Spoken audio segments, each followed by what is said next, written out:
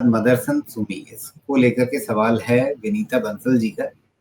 इन्होंने पूछा है कि 500 शेयर इनके पास हैं 130 के भाव पे, इसमें लक्ष्य क्या लेकर के चला जाए? विनीता जी, सबसे पहले तो ये कि लक्ष्य समय के हिसाब से निर्भर करता है कि एक ही शेयर में इंट्राडे का टारगेट अलग होगा, वीकली टारगेट अलग होगा, मंथली टारगेट अलग होगा, साल भर का अलग होगा और 2-3 साल, 5 साल का अलग होगा। तो आपको सबसे पहले अपना टाइम फ्रेम सेट करना होता है, उसके हिसाब से रणनीति बनती है, उसके हिसाब से टारगेट बनते हैं, उसके हिसाब से रिस्क मैनेजमेंट होता है। बहरहाल सुमेश, बताइए फिलहाल अभी मदरसन सुमी को लेकर के क्या नजरिया आपका बन रहा है?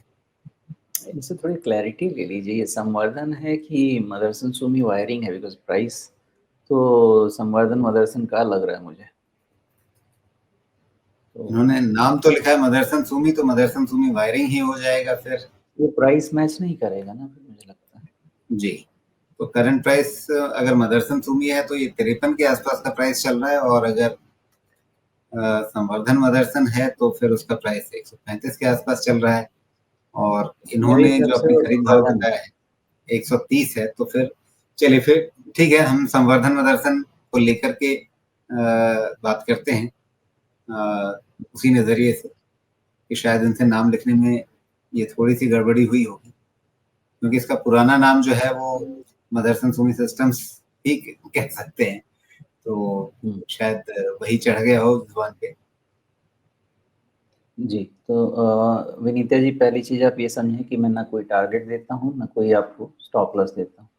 आपका एक पोजीशन है, आपको एजुकेट करूँगा कैसे इस चीज़ को पढ़ना चाहिए, क्योंकि आपने एक पोजीशन लिया है, उसके अगेंस्ट आप अपना काम कैसे करें वो समझिए। ओके, तो आपने 130 पे पोजीशन ले तो लिया। अब यहाँ से ये क्लोज दे रहा है रफली आपका 50 डीएमए के आसपास। ओके, सबसे पहले आप एक छोटी सी चीज़ इसमें ये समझें कि हायर लो पैटर्न तो बन गया।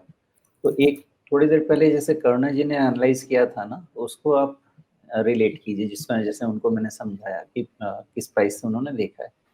सेम पैटर्न आप यहाँ के देख सकते हैं, विच इज़ 119 या 120 मान सकते हैं। 120 ये भी चलेगा, या हाँ 120 के नीचे का क्लोज। तो ये जो संवर्धन मदरसन इंटरनेशनल जो है, ये जिस पैटर्न में जा रहा है ना, ये बायर डिप्स का कैंडिडेट तो बने, और 120 के नीचे अगर गया तो फिर इसका ट्रेंड जो है वो खराब हो जाएगा। नहीं तो जैसे जैसे ये 50 डीएमए के ऊपर चलता जाएगा, ये थोड़ा अपना पैटर्न जो है 150-55 वाला उधर जाने की कोशिश करेगा, और फिर वहां पे आप इसको इवैल्यूएट कर सकते हैं। तो फिलहाल विनीता जी, ये जो पैटर्न एनालिसिस है, इसके हिसाब से आप देखें किस तरह की आपकी रणनीति बनती है। उसमें ट्रेंड तो इसका जो चला है 200 के ऊपर से लगभग 215-20 के बीच से, वहां से घट करके आ गया ये 115-16 तक, तो ट्रेंड तो पहले से कमजोर ही चला आ रहा है ना। ये कह लें कि शायद अब ये जो वापस संभलने की उम्मीद बनी है, वो उम्मीद 120 के नीचे खत्म होने लगी। सही बात है, 120, जी सही बात।